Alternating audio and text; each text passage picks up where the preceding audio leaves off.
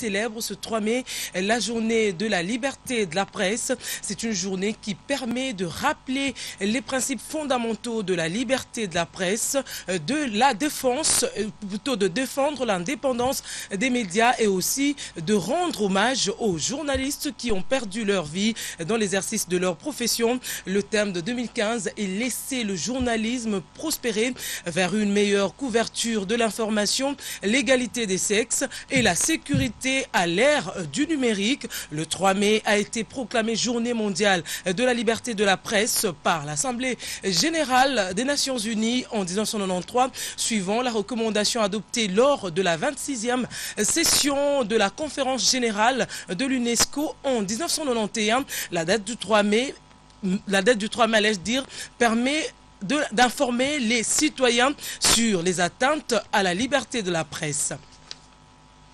Voilà, interrogé sur l'état de la liberté de la presse en RDC, certains journalistes ont reconnu des avancées significatives, même si beaucoup reste encore à faire. Suivez les propos recueillis par Teddy Guillet et Fiston Manouana. En ce qui concerne la République démocratique du Congo, nous pourrions dire que nous avions un peu avancé. Parce que là, je nous compare aux autres pays africains. Je vois le Congo d'en face chez le président Sassou Nguesso et l'Angola. Comparé à ce que nous faisons ici par rapport à la liberté de la presse, nous avons beaucoup avancé. Mais quant à la liberté elle-même, je crois qu'il y a quand même de petites avancées. Même si, jusqu'à aujourd'hui, malgré l'existence de l'article 24 de notre Constitution qui donne accès à tout le monde à chercher l'information, il y a toujours des zones d'ombre. Par exemple, aujourd'hui chez nous, tu ne peux pas aller facilement filmer dans un aéroport, dans un beach ici, ou même dans un marché public, c'est difficile.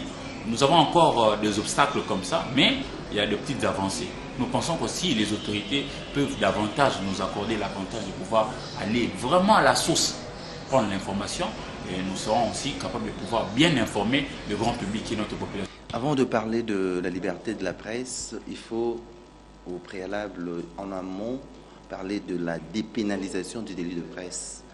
Chose jusque-là qui n'est pas encore faite parce que nous avons des structures telles que l'OMEC, l'UNPC, tout ça. C'est vrai, ce sont des structures qui se battent bec et ongle pour que déjà au niveau du Parlement, que soit examinée cette loi, votée, ainsi de suite. Mais jusque-là, on n'en est pas encore là. Ce qui fait qu'il y a des répercussions dans la pratique de la chose journalistique, dans la mesure où il peut y avoir quelques peccadilles, il peut y avoir, c'est vrai que ça peut arriver qu'on commet des erreurs, mais quelquefois on est vraiment livré, il y a le pouvoir public qui s'en mêle, tout ça, jusqu'à ce qu'on ne sait pas faire comme il se doit notre travail. Depuis 1996, lorsqu'il y a eu cette loi portant liberté de la presse en RDC, à l'époque Zaïre, c'est vrai, à l'époque la presse n'était pas du tout libre. Il y avait une presse crédible, une presse qui passait l'information en toute objectivité. Mais aujourd'hui, il y a un bel élan, il y a de l'évolution. Aujourd'hui, les journalistes sont à même de traiter l'information de façon on ne peut plus impartiale, sans état d'âme. Mais il y a encore à dire, encore à dire. Tous devons militer pour qu'on puisse dépénaliser d'abord le délit de presse, parce que c'est ce qui nous bloque un peu pour qu'on ne puisse pas aller au-delà de l'information. Le thème de cette année met un accent particulier sur l'égalité de sexe. Les femmes professionnelles des médias ont aussi donné leur point de vue sur l'état de la liberté de la presse en RDC. Suivez leurs propos.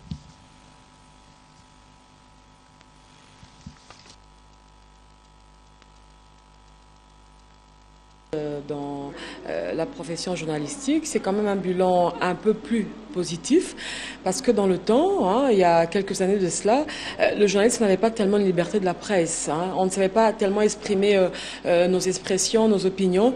Et c'est vrai que à l'époque du maréchal Mobutu, il y avait le parti unique, le parti État. La presse était presque muselée. Et c'est au fur des années que les journalistes a quand même cette liberté quand même d'exprimer ce que l'on pense, parce que nous le voyons à travers la télévision. Il y a des débats qui se font, des débats contradictoires, et après il y a certaines personnes qui ne sont pas inquiétées. Et cette journée, c'est pour nous, pour que nous continuions toujours à rappeler et à la population pour qui nous sommes au service, mais aussi aux autorités pour qui aussi nous travaillons, parce que nous tous, nous travaillons pour le développement de notre pays et pour le bien-être de tout le monde. Donc nous devons profiter de cette journée pour continuer à crier plus haut, à le dire toujours et à dénoncer ce que connaissent comme mauvais traitement les journalistes, mais aussi à crier pour notre liberté d'expression. Mais pour ce qui est de notre pays, je dirais qu'il y a vraiment des avancées significatives. On doit le reconnaître parce que dans la sous-région, s'il y a des pays quand même où les journalistes exercent leur métier, même si il arrive par moment que ces journalistes soient dérangés par les autorités ou fassent mal aux uns aux autres, mais il faut reconnaître que la RDC est quand même comptée parmi des pays qui font en sorte que les journalistes travaillent librement.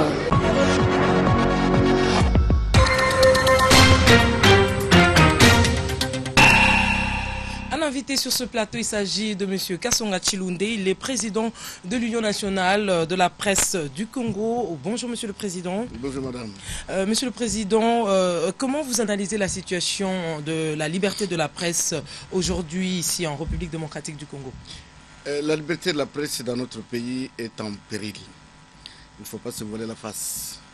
Parce que vous savez qu'aujourd'hui là, en dehors des journalistes qui sont tués, assassinés de part et d'autre, en dehors de notre confrère Moukebaï qui croupit en prison depuis plus de 8 mois, nous avons au moins 10 médias qui sont coupés. En d'autres termes, ça veut dire que ça fait plus de 100 journalistes qui sont réduits au chômage. Quand vous prenez avec leurs pendants, famille, femmes et enfants et tous ceux qui vivent d'eux, vous avez plus de 500 personnes qui vivent aujourd'hui dans la précarité, tout simplement parce que les médias ont été coupés. Donc, la liberté de la presse est en péril dans notre pays. Un bilan pas positif. En tout cas, pas positif. Et qu'est-ce qu'on peut considérer comme obstacle à la liberté de la presse? L'obstacle à la liberté de la presse, c'est généralement ceux qui détiennent le pouvoir d'État. Parce qu'ils sont convaincus que le journaliste doit être un homme parfait, il ne peut pas se tromper, et que s'il se trompe, alors qu'eux aussi se trompent dans l'exercice de leur fonction tous les jours aussi, et que si le journaliste se trompe, qu'est-ce qu'il faut? Il faut l'emprisonner, il faut l'assassiner, et à partir de ce moment-là, la liberté est en péril. Donc nous ne pouvons pas aujourd'hui dire que nous avions des avancées, mais aujourd'hui nous sommes en train de reculer. Ah oui, parce qu'aujourd'hui là, sincèrement, faites le tour de tous les médias de Kinshasa ici. Vous avez pratiquement les mêmes informations protocolaires. Tout simplement parce que les journalistes ont peur. Parce que si je dis ceci, si j'ai fait une telle analyse, soit on vient couper la chaîne, soit moi-même je serai traqué. Et à partir de ce moment-là, nous nous autocensurons. Supplémentaires non légaux. C'en est fini avec les travaux des états généraux de la justice tenus.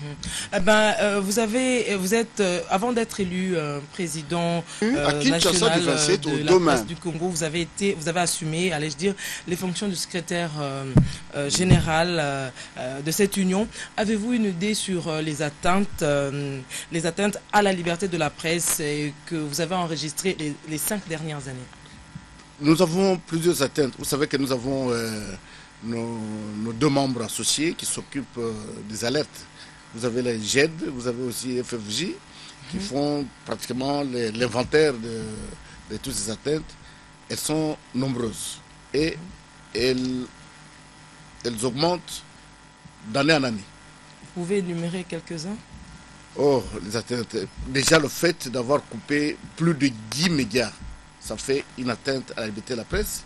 Le fait d'avoir décapité un journaliste, tout simplement parce qu'il a donné une information sur la permutation ou le changement de quelqu'un dans un hôpital. C'est une atteinte à la liberté de la presse. Le fait que, parce que le journaliste a dit qu'un tel a fait ceci, on le traque, on envoie des sbires pour l'arrêter. C'est une atteinte à la liberté de la presse. Donc je pense que ces atteintes de ce genre sont nombreuses. Et comment jugez-vous la manière dont le journalisme est exercé ici en RDC? Les professionnels de médias sont-ils responsables? Est-ce qu'ils exercent dans le respect de code éthique de la déontologie? Ben, il y en a certains qui respectent le code d'éthique et de déontologie. Et je dis toujours que le premier agent de sécurité d'un journaliste, c'est le journaliste lui-même. S'il fait son travail conformément au code éthique, en se posant plusieurs questions avant de lancer une information sur le marché, à ce moment-là, il se sécurise. Mais si il y en a beaucoup, il y en a beaucoup qui racontent des choses dont ils ne sont pas en mesure d'apporter la preuve. Mais ce n'est pas une raison pour les assassiner, pour les emprisonner. Il faut peut-être les appeler, les accuser à la profession, à l'UNPC, qui a un tribunal de paix. On va convoquer le confrère, on l'entend. S'il a violé le code d'éthique et de déontologie, on le sanctionne conformément à notre manuel disciplinaire. Revenons un peu en arrière par rapport à ce que vous venez de dire. Vous martelez plus sur la liberté, le journaliste n'est pas sécurisé dans son travail. Et le revenu du journaliste, vous ne pensez pas à ça, d'une manière générale? Mais tout cela constitue la sécurité du journaliste. Lorsque le journaliste n'est pas payé, ou n'est pas bien payé, mais n'est pas payé, et qu'il est obligé de mendier, mais à partir de ce moment-là, il n'est pas en sécurité. Parce qu'imaginez-vous, si aujourd'hui vous devez tout le temps tendre la main, même dans votre quartier, vous n'êtes pas en sécurité. Donc on est en sécurité lorsque vous travaillez, et à la fin du mois, vous savez que même le peu qu'on vous a fixé, qu'on vous a dit là, même si c'est 50 $, mais vous êtes sûr que le 29 ou le 30 de chaque mois, j'ai mes 50 $. Vous êtes sécurisé. Mais aujourd'hui, dans la plupart des médias, entre nous, les gens travaillent bénévolement. Ils doivent courir de gauche à droite pour... Ils doivent suivre le petit coupage. Mais bien sûr. Puis, qui influence même le papier. Terriblement. L'UNPC, tout ça, c'est parce que les entreprises de presse ne sont pas économiquement viables. Comment vous expliquez cela? J'explique cela parce que d'abord, elles sont nombreuses, et ensuite, le marché des publicités est restreint. Et puis, je vais vous donner un exemple.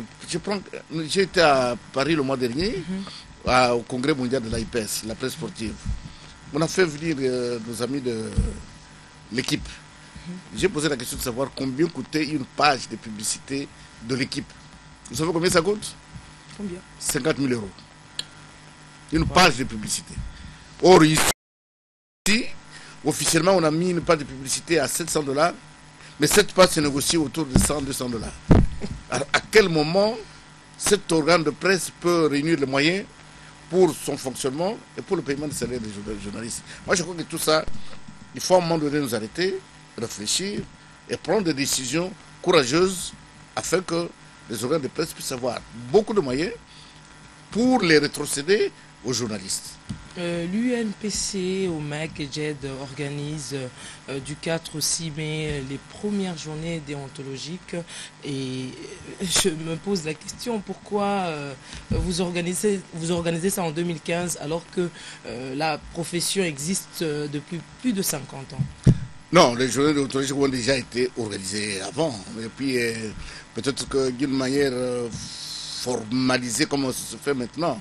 On a déjà organisé plusieurs fois ces journées, mais cette fois-ci, on le refait parce que nous nous approchons d'une période cruciale des élections. Et à cette période, au-delà du comportement des politiciens, les journalistes ont aussi leur part de responsabilité. Il faut maintenant que nous puissions leur rappeler les règles d'éthique et de déontologie et leur faire comprendre qu'ils doivent être des agents de paix, ils doivent se démarquer des politiciens et donner l'information équilibrée et l'information vraie et éviter de jouer le jeu des politiciens. Donc c'est pour cette raison que nous estimons que nous entrons dans une période chaude avec toutes les élections qui vont se suivre et c'est une période cruciale et dangereuse aussi pour les journalistes. Justement, en tant que président de l'UNPC, avez-vous un message à adresser aux journalistes et même les gens qui travaillent avec les journalistes? Le message est simple, c'est demander aux journalistes de respecter le code d'éthique et de déontologie. Un point, un trait. Dès qu'ils respectent ce code, ils peuvent être en paix, ils peuvent travailler comme il se doit. Deuxième message, c'est que les journalistes s'autocensurent. C'est pas normal.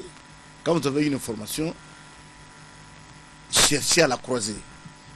Et quand vous la croisez, donnez toutes les versions des faits de l'information. À partir de ce moment-là, personne ne pourra venir dire non, il a publié cette information sans recourir aux sources. Donc à partir de ce moment-là, vous êtes en paix. Donc c'est pour cette raison que je dis, profitant de cette journée, j'invite les journalistes à respecter le code d'éthique et d'ontologie. Et j'invite par ailleurs tous les partenaires, les détenteurs du pouvoir, que ce soit le pouvoir politique et économique, je leur demande que lorsqu'ils ont constaté qu'un média, un journaliste a commis une faute, la solution n'est pas dans son emprisonnement. Venez à la profession. La profession va prendre en charge cette faute professionnelle qu'aura commis le journaliste et la profession est capable même de prendre une sanction plus grave que quand vous mettez quelqu'un en prison, vous en faites un héros. La profession peut retirer sa carte à un journaliste. À partir de ce moment-là, il ne peut plus exercer. Donc nous pensons qu'il faut que les uns et les autres comprennent que la profession journalistique est organisée. Nous avons des structures d'encadrement et même des structures de sanction des journalistes. Alors il faudra qu'à partir de ce moment-là, tous ceux qui ont des griefs à porter contre les journalistes, qu'ils viennent à l'UNPC, qu'ils viennent à l'OMEC, et à partir de ce moment-là, nous pouvons les sanctionner au mieux de toutes les parties, au lieu qu'on dise tous les jours que non, ce régime-là, on ne fait qu'arrêter les journalistes, on ne fait qu'assassiner, on coupe les signaux de télévision. Ça ne fait pas de crédit pour le pays.